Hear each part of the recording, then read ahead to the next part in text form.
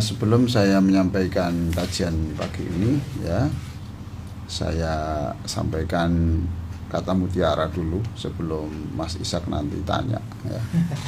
Menagih. Ya.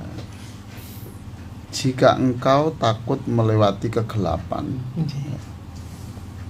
jika engkau takut melewati kegelapan, maka engkau tidak akan sampai pada cahaya yang engkau inginkan. Masya Allah. Ya. Jika kita melangkah itu serba was-was terus, ya. Mau usaha takut rugi, mau keluar takut kecelakaan, ya. Mau olahraga takut nanti kehujanan. Pokoknya serba takut. Nanti rumah tangga terus tidak bisa membahagiakan. Pokoknya was-was terus. Itu namanya orang yang takut pada kegelapan. Padahal rumah tangga itu ya ada gelap, ada terangnya. Yang namanya ekonomi ya pasti ada pasang surutnya. Gitu toh. Yang namanya badan ya ada sehat dan ada sakitnya. Dan itu diisyaratkan semua di dalam surat Yasin itu. Subhanalladzi khalaqal azwaja kullaha. Masyaallah. Allah Maha Besar, ya. Kita memuji Allah yang menjadikan seluruhnya itu berpasang-pasang. Ada siang dan ada malam. Banyak sekali ya ayat-ayat Al-Qur'an yang menjelaskan tentang pergantian siang dan malam, malam dan siang, yaitu pagi dan sore. Itu banyak gitu. Kemudian masa kemarau, masa hujan itu ada. Li ila fi Quraisyin ila fihim rihlatash syita'i was-shaif. Ya gitu. Itu gambaran-gambaran semuanya. Jadi jalani kehidupan ini jangan takut. Yang belum menikah penghasilannya hanya sekian takut bagaimana? Jangan, sudah jalani saja. Jalani saja sebab Allah sendiri memberikan dorongan keberanian kepada orang yang mau menikah itu. Iyakunu fuqara yughnillahu kullam min sa'ati. Jika mereka itu menikah, ya, jika orang yang menikah itu dalam keadaan yang ekonomi serba terbatas, maka setelah pernikahan itu Allah akan memberikan rezeki yang banyak. Masya Allah. Iyakunu fuqara yughnillahu min sa'ati. Karena Allah kaya. Kalau sebelum menikah itu kan ketika kita berdoa mungkin Allah ya tenang-tenang saja karena nggak punya tanggungan. Untuk apa itu ya, untuk apa. Tapi setelah menikah ini kemudian Allah mengatakan, yalah sekarang kamu karena sudah punya tanggungan, saya tahu kok. Gitu ya. Masya Allah. Saya tahu. Jadi bukan Allah tidak tahu, kemarin-kemarin tidak diberi karena belum ada tanggungan. Nah, yang kedua, memang orang menikah itu seperti orang menarik gerobak yang berisi batu 5 kintal, ya, 5 kintal, dan itu turun dari gunung. Masya Allah. Tak kebayang. Iya kan? Iya. Gerobaknya itu turun dari jalan yang turun dari gunung. Ayo, mau berhenti? Nggak bisa berhenti. Iya. Kalau naik mungkin masih bisa istirahat sebentar. Kalau turun, lalu didorong dari belakang, kan? Maka dulur El Victor yang sangat saya cintai, sangat saya sayangi, saya harapkan doa-doanya. Jadi jangan takut melangkah. Ya. Saya ulang, gimana tadi, Mas? Jika engkau takut melewati kegelapan, maka engkau tidak akan mendapatkan, tidak akan sampai pada cahaya yang kau harapkan. Nah, kita beri semangat. Masya Allah. Nah, penyemangatan begitu, jangan kemudian hanya di situ, ya. Ini saya kutipkan perkataan sahabat Abdullah bin Amr bin As, ya. Abdullah bin Amr bin As, sahabat Nabi, ya. Ini mungkin kita pernah sudah dengar, ya. Bahkan pernah dengar yang itu salah, ya. menyebut katanya sabda Nabi, padahal bukan sabda Nabi. Bukan sabda Nabi. Ya, bukan. Ini bunyinya ya. Dicatat semuanya ya. I'mal lidunyaka ka'annaka ta'ishu abada. I'mal lidunyaka ka'annaka ta'ishu abada. Wa'mal li akhiratika ka'annaka tamutu ghadan. Pernah mendengar ini Mas Isaac? Ya, itu bukan hadis Nabi. Bukan hadis Nabi ya, Prof. Bukan, itu perkataan, bukan perkataan Nabi tapi perkataan sahabat. Masya Allah. Ada juga yang mengatakan bahwa itu bukan perkataan Abdullah bin Amr tapi Abdullah bin Umar, anaknya Umar bin Khattab. Artinya i'mal lidunyaka ka'annaka ta'ishu abada. Kamu itu hidup itu yang bersemangat lah, jangan loyo. Jangan loyo. Yang semangat. Walaupun besok sudah kiamat pun jangan berhenti bekerja. Masya Allah. Bukan soal hasil, tapi kita ingin menunjukkan kepada Allah bahwa kita ini melakukan suatu kewajiban. Bahwa kita bekerja itu bukan pilihan ya, tapi wajib. Wajib mana? Wajib. Kan mencari supaya untuk menghidupi keluarga, menghidupi diri sendiri supaya tidak mati kan wajib. Maka bapak-bapak dan saudara-saudara sekalian, kalau waktu subuh ya, lalu ada pengajian, lalu ada orang berdiri pulang, mamanya gitu ya, jangan kemudian dipersoalkan. Karena mendengarkan kewajiban kan sunnah, mendengarkan pengajian kan sunnah. Nah, mencari makan kan wajib.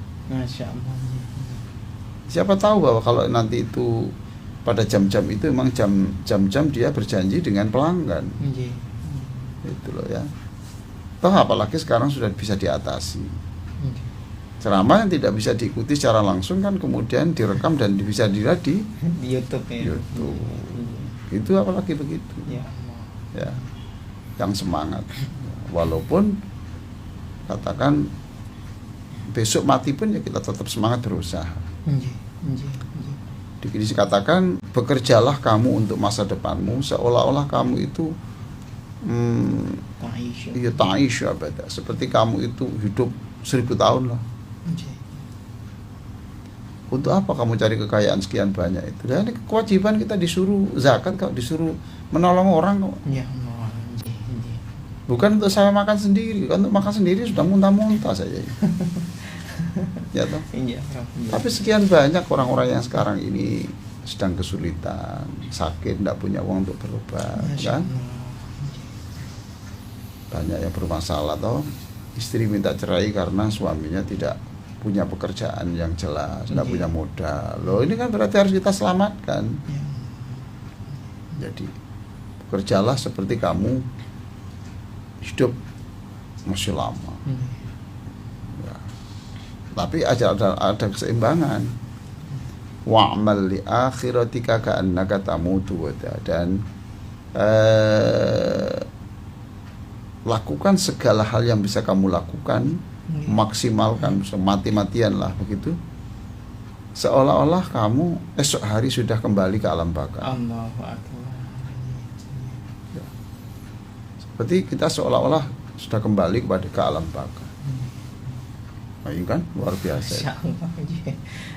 Tarik-tarikan ini ya, Prof. Iya. Itu. Seolah-olah engkau akan kembali ke alam baka. Jadi memang begitu. Nah, ini kan indah toh, keseimbangan antara berpikir tentang kehidupan sekarang dan berpikir untuk kehidupan setelah kematian. Masya Allah. Nah, apa tadi bunyinya tadi kata Abdullah bin Amr bin As, I'mal lidunyaka ka'annaka ta'ishu abada wa'mal li akhiratika ka'annaka tamutu ghadan. Jadi lakukan segala hal yang bisa kamu lakukan. Kamu harus memiliki banyak harta supaya kamu tidak bermental pengemis ya. Masya Allah. Menderita loh. Sayyidina Ali karramallahu wajhah mengatakan, saya ini sudah mengalami macam-macam derita dalam hidup ini, kata Sayyidina Ali. Ya Allah. Tapi derita yang terberat itu adalah ketika kita mengharap belas kasih orang. Justru itu yang paling berat ya. Paling berat. Itu paling bencana paling berat. Masya Allah. Artinya gimana? Ya menderita toh. Nggih. Jadi bencana terbesar dalam hidup itu adalah ketika, kata Sayyidina Ali karamallahu wajhah, ya bencana yang paling besar ya ketika kamu itu hidup masih mengharap belas kasih orang, belas kasih mertua, belas kasih anak, belas kasih ini, tidak mandiri. Nggih. Sebab apa? Sebab seringkali kita itu berharap sesuatu yang kemudian tidak terwujud, gitu. Iya. Kita mengharapkan orang mudah-mudahan nanti diberi, ternyata tidak diberi, ya. Lalu karena tidak beri kita kecewa. Lah kecewa itu kan penyakit. Masya Allah. Lalu kemudian muncullah kata-kata yang jelek. Orang itu memang pelit. Loh. Jadi penyakit dalam hati, mengucapkan yang jelek, ya toh. Dan itu diucapkan kepada orang. Allah, Masya Allah. Jadi mulut kita kemudian sudah berbau busuk karena membicarakan aib orang, ya toh. Sudah tidak usah berarti. Nah ini tidak sederhana begini, ini perlu latihan kelas tinggi ini, Masya Allah. Masya Allah. Kita ini masih kan sering teman sisa kita itu nanti insya Allah diberi di sana. Nah, mamanya gitu ya Mas ya. Kita bertamu di sana biasanya masih disuguhi itu kare rajungan. Iya. Ternyata di sana hanya disuguhi apa itu ikan teri. Masya Allah. Karena orangnya lagi ekonominya lagi susah atau lagi tidak musim. Nah, terus ngomong apes, nasib. Ya Allah. Menderita atau itu? Iya. Kecewa. Betul kecewa. Nah, kalau dapat gini aja untuk apa jauh-jauh, mampir sudah jalannya berliku-liku, jalannya terjal. Nah, gitu toh.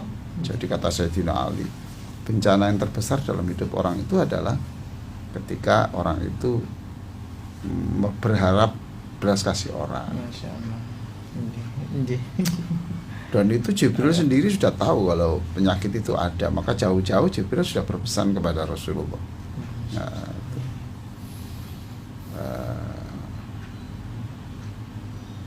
Nah, itu kata saya, Jibril berpesan kepada Rasulullah, datang sendiri. Ya Muhammad, wahai Muhammad, wa anna izzatan nafsi wa izzuhu istighna wa anis. Dan keperkasaan orang itu ketika istighna anin nas, jadi ketika orang itu tidak berharap. Saya tahu bahwa ini berat ya. Saya pun belum bisa melakukan 100%, masih saya juga belum bisa, masih ada harapan-harapan begitu. Tapi kita coba pelan-pelan ya, begitu. Istighna wan, keperkasaan orang adalah ketika orang itu tidak berharap dengan kasih orang. Masya Allah. Ya'mal li dunyaka ka'annaka ta'ishu abada wa amal li akhiratika ka'annaka tamutu. Bekerjalah kamu yang maksimal, berdarah-darah, memeras keringat sampai bajunya berkeringat, itu basah, ganti lagi basah lagi, Masya Allah. Ya, karena apa? Karena saya harus menyediakan perjalanan 1000 tahun yang akan datang. Atau saya harus menghidupi kehidupan orang dalam 1000 tahun ke depan. Luar biasa semulianya terus. Tapi ketika sholat dia sungguh-sungguh. Ketika sholat itu menjadi sholat terakhir karena besok sudah kembali kepada Allah. Nah, itu. Makanya bersemangatlah untuk membuat persiapan dunia dan juga berhati-hatilah untuk menjalaninya serta bersiaplah untuk persiapan akhirat.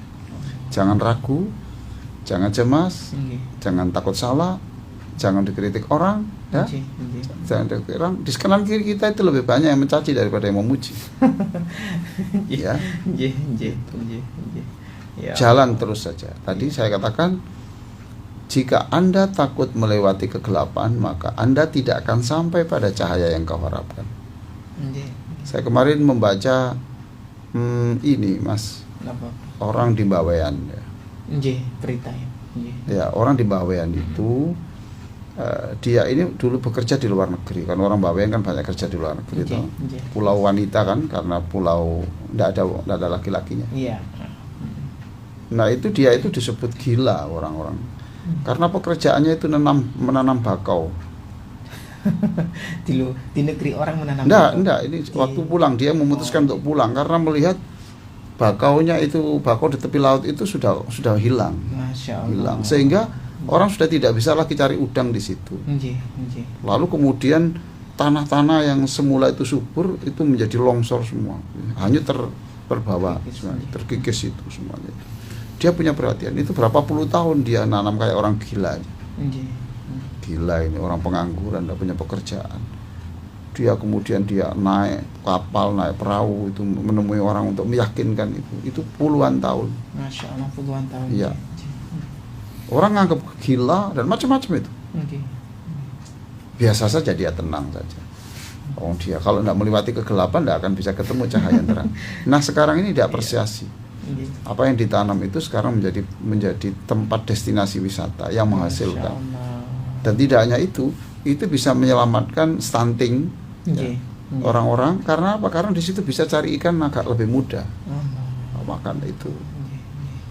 Wah, puluhan tahun ya. Jadi dia tidak berpikir saya dapat apa, tapi yang dipikir adalah saya bisa memberi apa dalam hidup. Masya Allah. Hidup ini give and take and give, menerima dan memberi. Nah, tapi dia tidak berpikir apa yang bisa take, ada yang bisa dibawa, tetapi give. Masya Allah. Yaitu orang yang disebut Rasulullah orang terbaik adalah khairun nas anfa'uhum linnas. Siapa orang terbaik? Orang yang paling memberikan sumbangsi banyak kepada alam semesta ini. Saya kira begitu, Mas ya. Nanti kita break, kemudian kita lanjutkan acara kita ini ya, untuk membahas tentang bahagiakan semiliar manusia dengan cara yang mudah. Ya. Apa tadi? Bahagiakan semiliar manusia dengan cara yang mudah. Ya. Mengapa saya berbicara bahagiakan orang? Tadi sudah saya katakan ya, hidup itu selalu memberi dan menerima.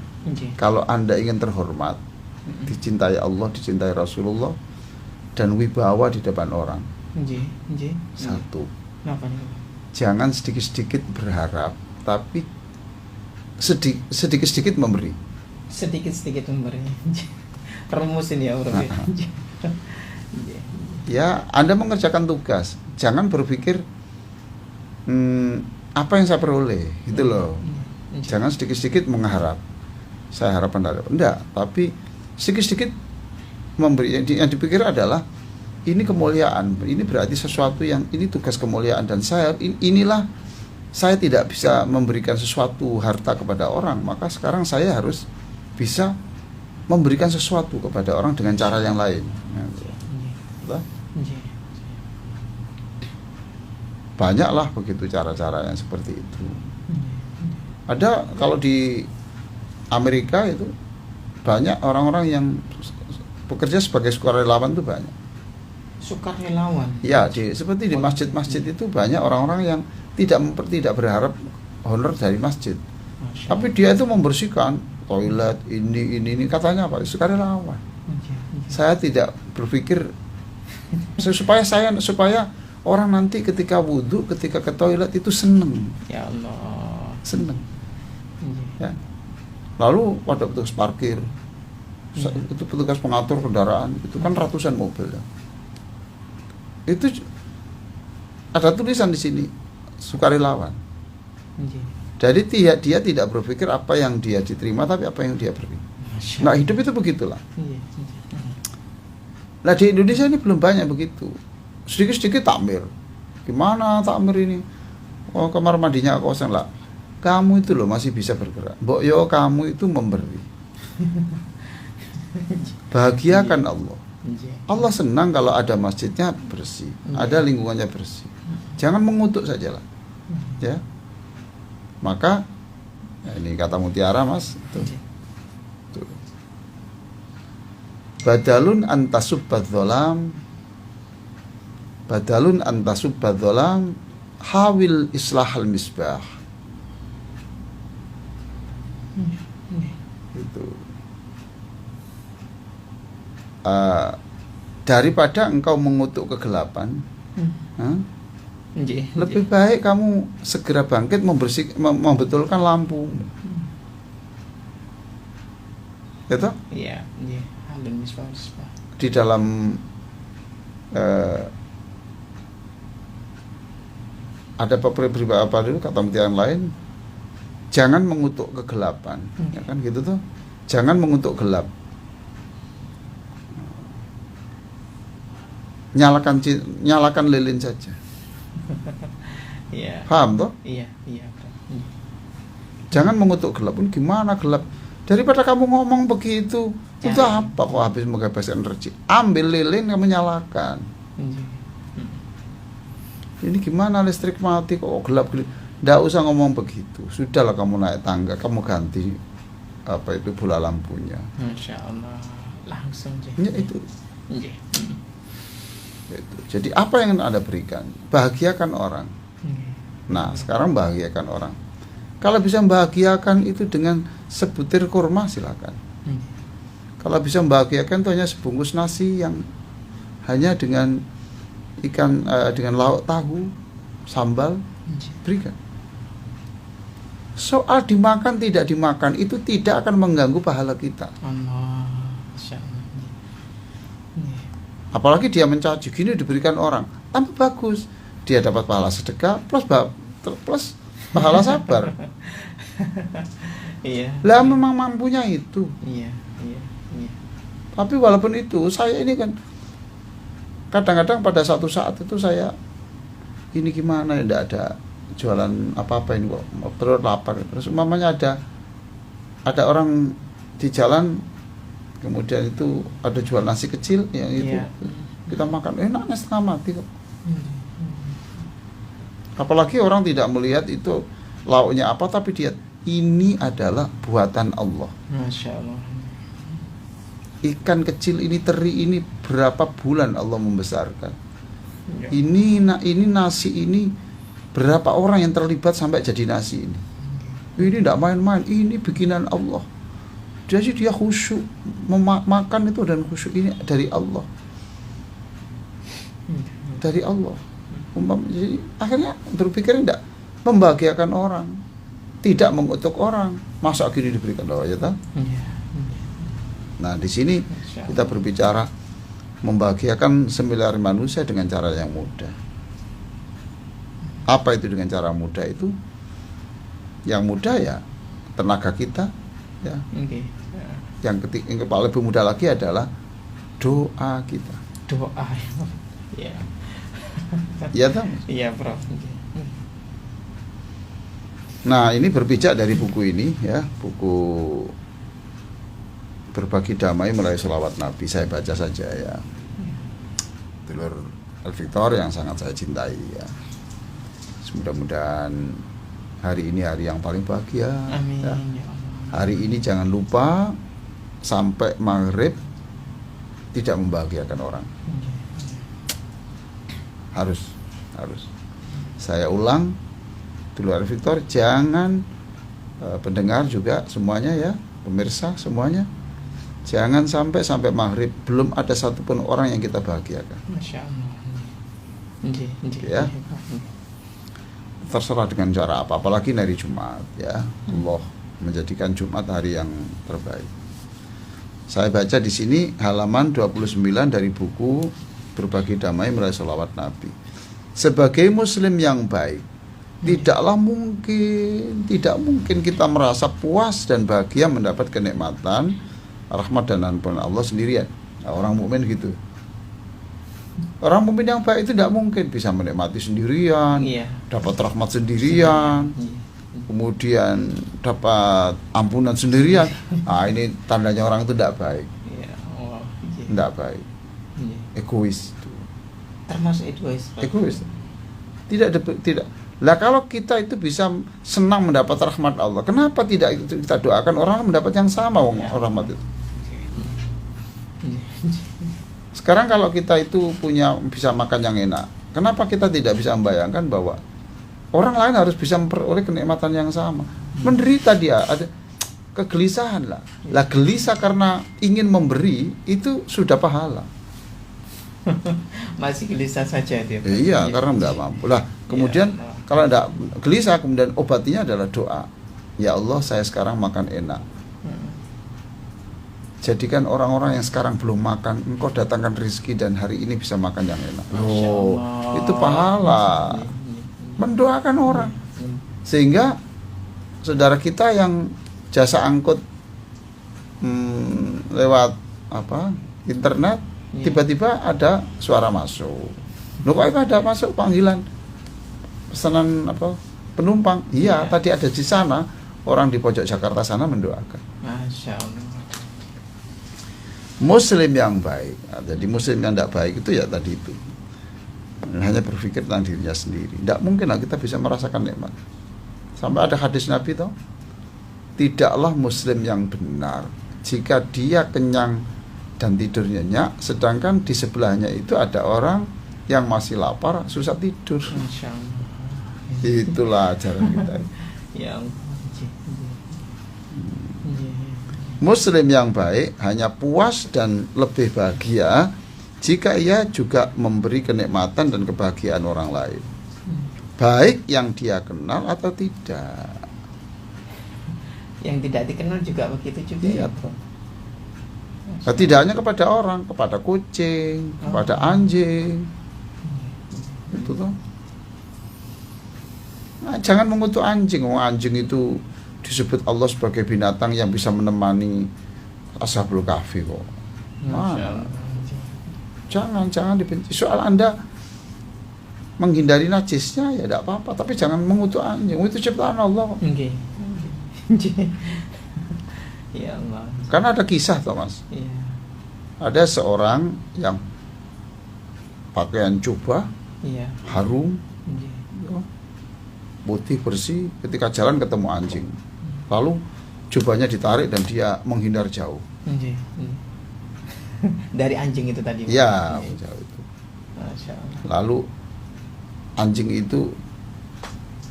anjing warna hitam waktu itu, malam. Anjing itu kemudian menatap orang itu. Dan orang ini seperti mendengar suara. Suaranya begini. Saya tahu saya najis, sehingga kau menjijik kepada saya. Masya Allah. Ya. Ini ada suara, wallahu a'lam ya. Namanya Allah beri hidayah, wallahu a'lam.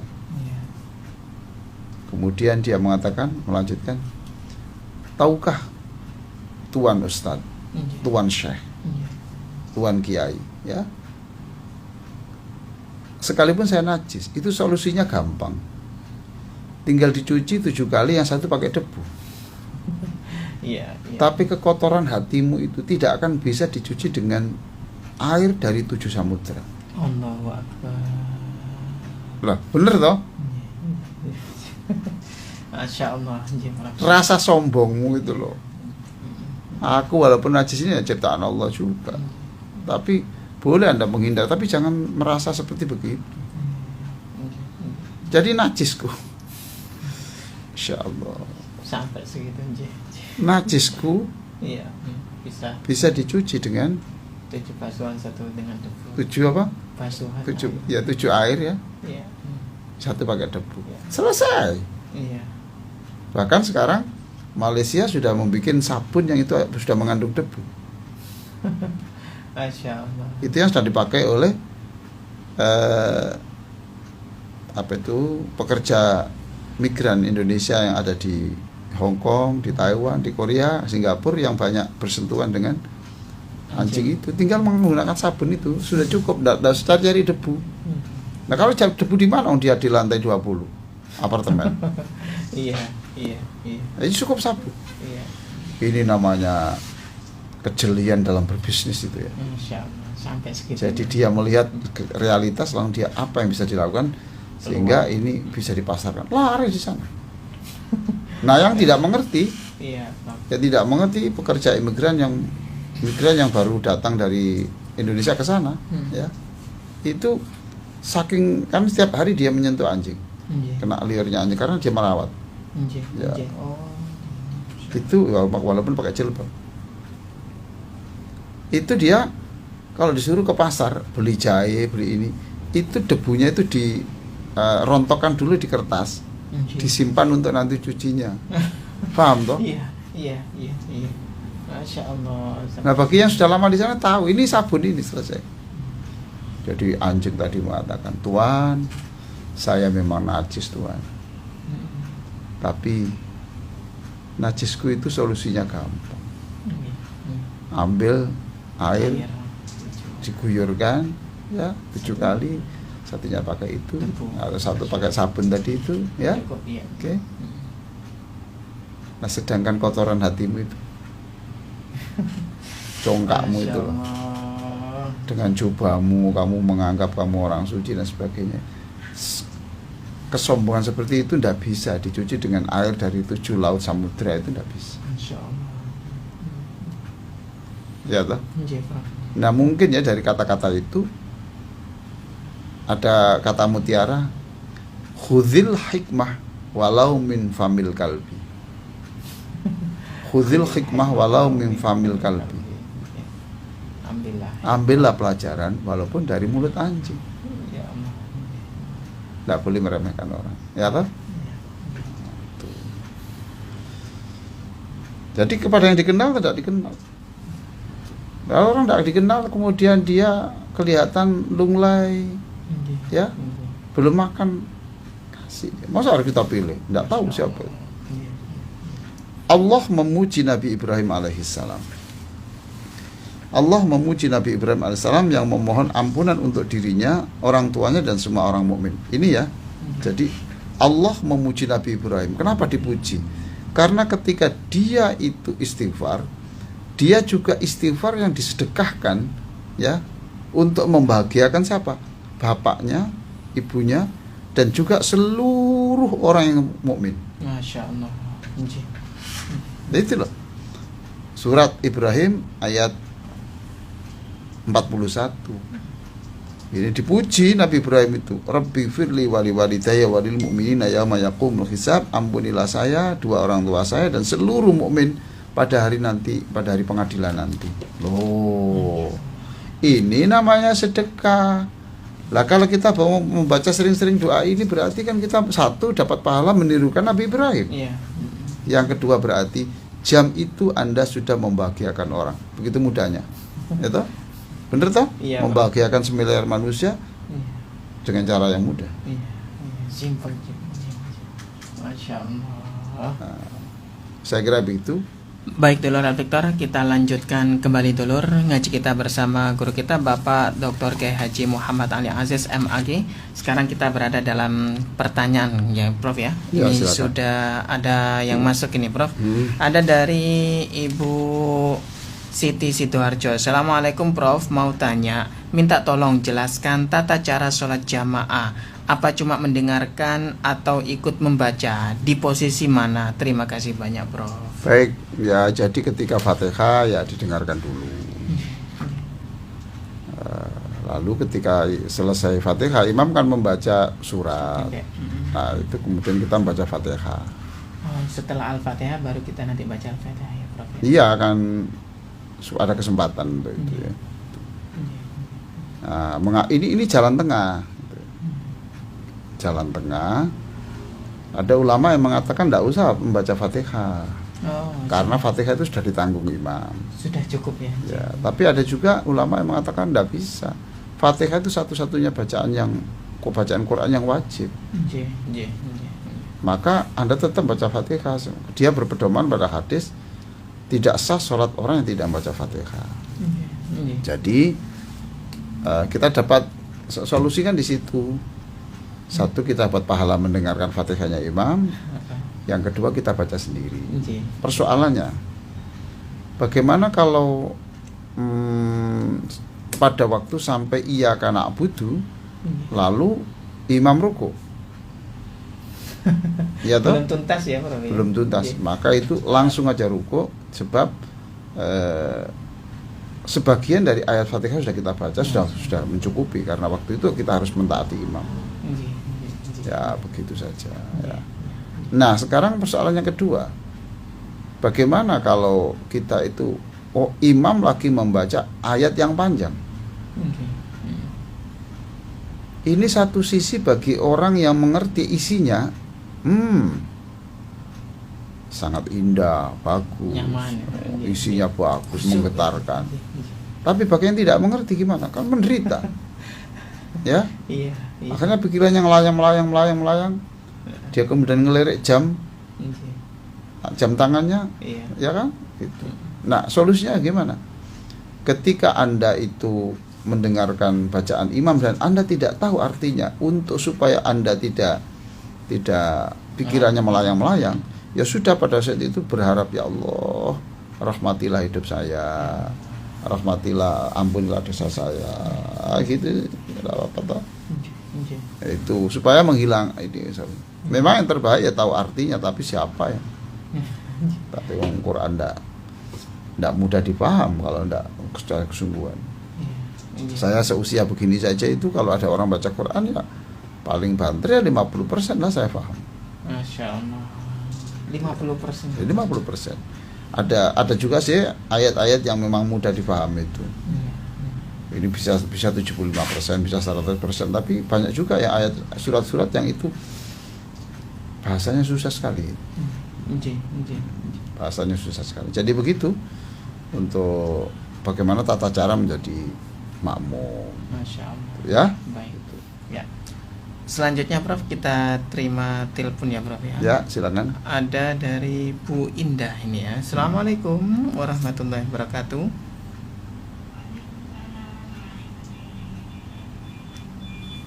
Monggo silakan Bu Indah.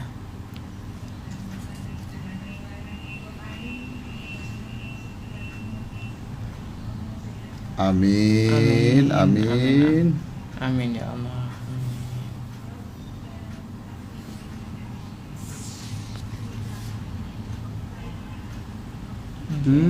Ya Bu, ya Allah menakdirkan Bu ya.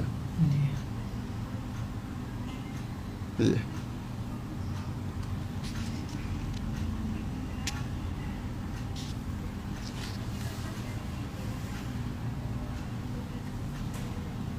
Nggih.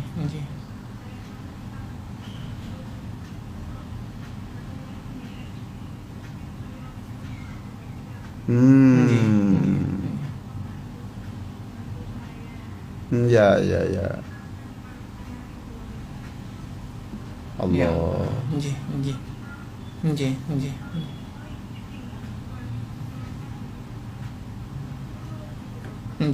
Nggih, Bu. Ya. Iya. Nggih. Waalaikumsalam warahmatullahi wabarakatuh. Ibu, saya kira semua pendengar mendoakan Ibu nanti bahagia ya. Siapa tuh Bu yang seorang ibu lagi ya punya anak dikuliahkan ya, ganteng lagi ya toh, dengan harapan nanti bisa menggendong dirinya masa tua gitu toh. Itu sekarang sudah diambil Allah. Itu perlu dicatat Ibu bahwa Allah itu tidak pernah salah membuat keputusan itu. Ya dengan cara inilah Ibu kemudian semakin dekat kepada Allah. Lalu dengan anak yang masih sangat soleh dan tidak pernah miras, belum terpengaruh teman-temannya, tidak ikut tawuran, selama hidupnya tidak ikut balap sepeda di jalan subuh-subuh jam 3 waktu orang tahajud. Kemudian dia masih adzan, ini baik, orang ini baik. Kata Allah, ini walaupun baik, tidak mesti loh nanti 30 tahun yang akan tetap baik. Iya toh? Iya. Kata Allah, supaya anak ini bisa menggendong ibunya ke surga, saya wafatkan hari ini saja.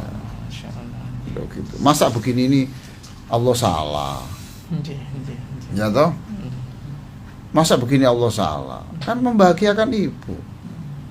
Jadi inilah kegelapan yang bisa mengantarkan ibu ke puncak harapan.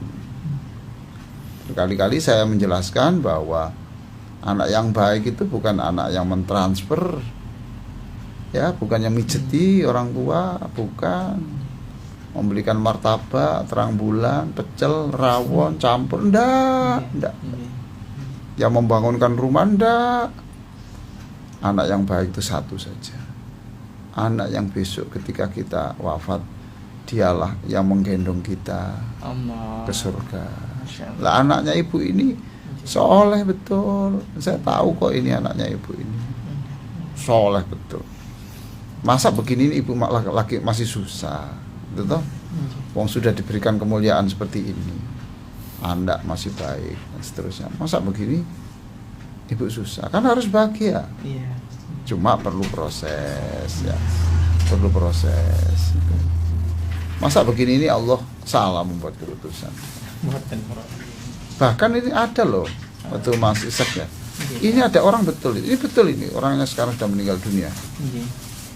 Dia tuh berharap ketika membaca hadis, siapa yang ditinggal wafat anaknya yang masih kecil, ya, gitu, yang masih kecil, maka besok anak itu tidak akan didorong masuk surga, tidak mau. Masya Allah. Dia hanya mau ketika orang tuanya sudah dimasukkan. Itu toh. Lalu dia minta, saya kok ingin ya seperti itu. Dia ngomong begitu. Iya betul itu. Sampai gitu ya. Iya. Dan akhirnya dituruti Allah. Ada satu sebagian anaknya meninggal dunia. Allahu Akbar. Ya. Dia tidak ingin dia tidak ingin nanti di surga nggak ada yang nolong. Jadi ibu tetap semangat saja, ya. Tetap semangat saja. Ibu kalau susah ya lanjut baca Quran, tapi untuk itu ibu tolong sering membaca doa ini Bu ya. Doa di halaman buku doa halaman 5. Buku ya. Doa halaman 5 ya. Poin ke-7. Poin ke-7 ya. Kekuatan untuk bersabar dalam Islam. Iya, itu ya. Bagi yang tidak punya buku silakan buka surat Al-A'raf ayat 126. Masya Allah. Bunyinya Rabbana afrigh alaina sabra wa tawaffana muslimin. Dan ibu tidak tahu kalau saya sering membaca ini. Saya sering baca ini. Sering baca setiap. Siapa tuh orang tidak punya cobaan tuh siapa? Cuma bedanya cobaannya berbeda-beda. Gitu? Anaknya masih hidup, tetapi anaknya kemudian terlibat narkoba sampai dia ditahan.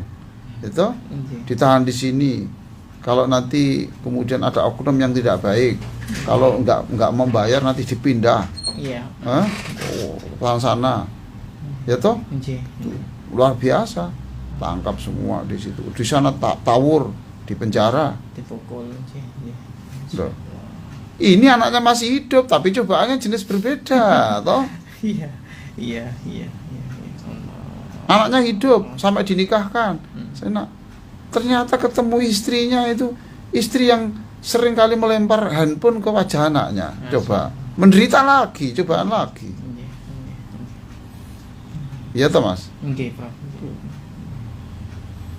Sabar, istrinya sabar, menantunya sabar. Tapi malesnya amit-amit. Bangun mesti jam 11 siang. Setelah itu kemudian cari makan. Kemudian itu suaminya nggak direken, cari makan sendiri, dia makan sendiri. Setelah itu tidur lagi. Cobaan lagi. Ayo menderita mana? Jadi jangan bermimpi lah hidup ini tanpa ujian itu. Nah, saya sering membaca ini karena saya pun sama dengan semua orang. Diuji Allah, maka Rabbana afrigh alaina sabra wa tawaffana muslimin. Ya Allah, kesabaran di langit sampai langit ke-7 itu yang Kau berikan pada malaikat, semuanya itu kosongkan langit itu. Kesabarannya langsung tumplek-blekan di hati saya. Coba tumplek-blekan di hati saya supaya saya ini menjadi orang tegar, yang sabar, wa tawaffana muslimin, dan nanti ketika wafat jadikan wafat kami wafat yang mulia. Loh itu. Ibu baca ini, Ibu ya. minta tolong kepada Allah. Jadi tidak bisa diatasi sendiri. Ya. Masya Allah. Ya. Oh, dulu ada loh Bu ini yang luar biasa ini. Punya anak 2. Dia ini miliarder. Triliuner lah menurut saya kalau sekarang itu. Itu seluruh perusahaannya sudah diatasnamakan 2 anak ini. Terutama yang laki-laki. Yang laki-laki. Dia minta umroh. Setelah umroh di Mekah itu pekerjaan anaknya itu apa? Anaknya itu enggak, kalau tawaf, kalau apa itu mesti, "Pak, saya gendong, Pak." Saya gendong, Pak. Udahlah kamu enggak kuat. Saya suka, Pak. Pulang itu naik sepeda motor, kecelakaan, meninggal dunia. Ya Allah. Ketika saya datang, saya ini cari mana ini yang bapaknya yang kehilangan anaknya, siapa, kan saya diundang untuk berdoa. Iya. Siapa ini? Itu Pak orangnya. Terus dia, "Loh, bapak kelihatan tidak terlalu sedih." Masa dengan kesedihan begini, masa dengan musibah ini saya harus bersedih, Pak? Wong kehendak Allah, ya sudah, saya ikhlas. Allah.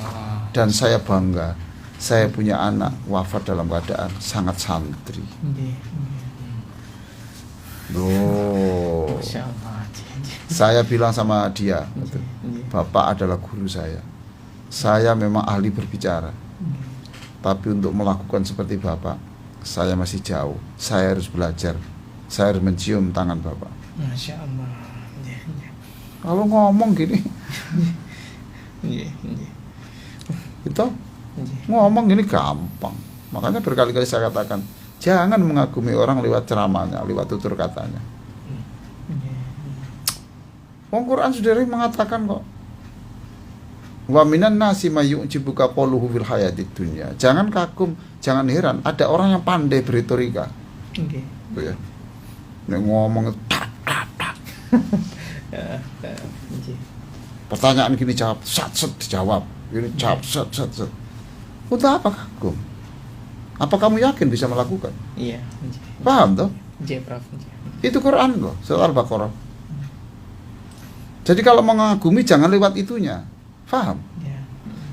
Silakan mengagumi, tapi jangan satu-satunya itu jalan.